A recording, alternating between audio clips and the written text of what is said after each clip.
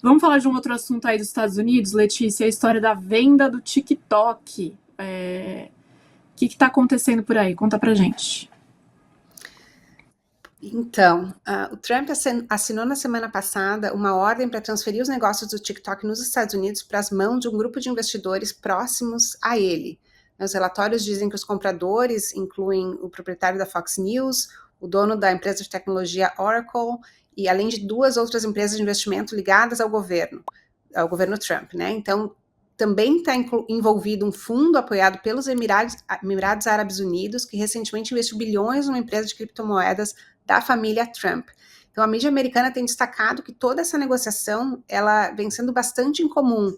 Ela, em vez de uma venda tradicional, aberta a empresas interessadas, com licitação, o acordo foi elaborado portas fechadas, deixando outros compradores interessados de fora, como a Amazon, que poderia ser um dos potenciais interessados. E, originalmente, toda essa pressão em relação ao TikTok começou com um esforço que era bipartidário, visando a segurança nacional. Então, tanto democratas quanto republicanos diziam temer que o TikTok tivesse sendo usado, ou pudesse vir a ser usado, como uma arma de espionagem do governo da China. E aí começou a pressão para que o TikTok vendesse o braço americano da empresa para permitir mais controle, mais auditorias, e nos Estados Unidos o TikTok, né, tem 170 milhões de usuários. E o próprio Trump, no primeiro governo, tentou proibir o aplicativo.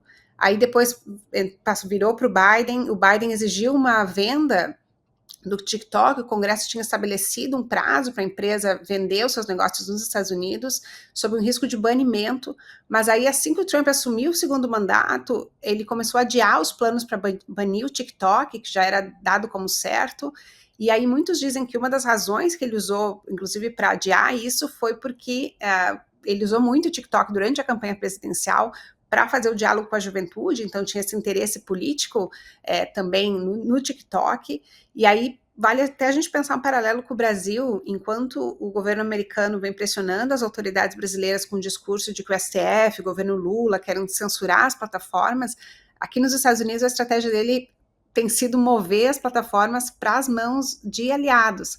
Então a gente vê, enfim, uma amostra de quanto isso pode ser perigoso, porque parece que mais do que uma questão de interesse nacional, virou uma questão de um jogo de poder político e financeiro, e aí parece que é menos uma questão de segurança nacional e mais um jeito de concentrar o poder da mídia entre os aliados do Trump.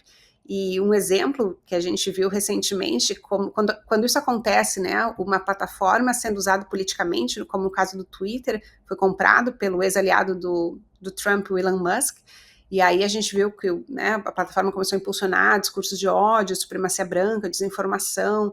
Então, tudo indica que agora o TikTok nos Estados Unidos pode virar um outro braço desse movimento trumpista do Make America Great Again. E tem um outro ponto nessa questão do TikTok também, que é o discurso para fora contradizendo o discurso para dentro em relação à liberdade de expressão, né? Em relação a um país se metendo nos negócios de outro. Porque o que ele fala sobre a relação do Supremo brasileiro com as plataformas é que estariam se miscuindo em assuntos americanos. E o que eles estão fazendo com a China é o quê? Né? Assim, é uma plataforma chinesa e eles estão tomando o negócio. Eu queria saber se fosse o contrário, se o governo brasileiro determinasse que é arriscado para o interesse nacional o tanto de plataforma americana ter dados de brasileiros como as plataformas americanas têm, e que seria melhor o controle do Google, o controle da Meta aqui no Brasil passar para empresários nacionais, o que o governo Trump faria? Porque é exatamente isso que eles estão fazendo com a China, né? Exatamente, é um discurso conveniente que é muito flexível conforme a maré política e coerência não é o forte desse governo, dessa administração, pelo contrário, eles usam o caos como estratégia política e vão mudando conforme a conveniência. Então esse caso do TikTok agora é clássico e pode ser muito... Enfim, tem uma grande discussão aqui nos Estados Unidos sobre os impactos em termos de liberdade de expressão e os efeitos políticos disso. A gente vê nessa época de inteligência artificial mesmo no caso do Grok, do X, que o algoritmo estava sendo instruído. No início, o algoritmo de inteligência artificial ele era mais padrão nas respostas, e aí parece que o Musk estava insatisfeito, eles fizeram um twist no algoritmo para ele virar mais, enfim, mais extrema-direita, e aí as respostas começaram a ser mais extremadas.